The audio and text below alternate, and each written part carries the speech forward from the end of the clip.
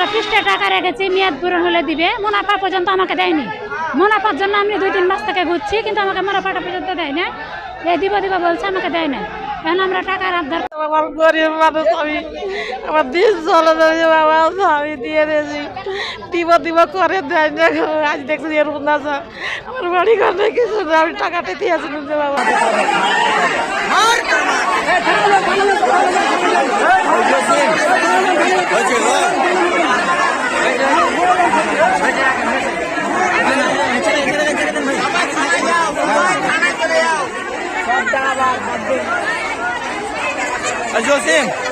জসিম ওখানে তো এখন লাও, সমস্যা নেই, এখন পাবলিক প্লেস।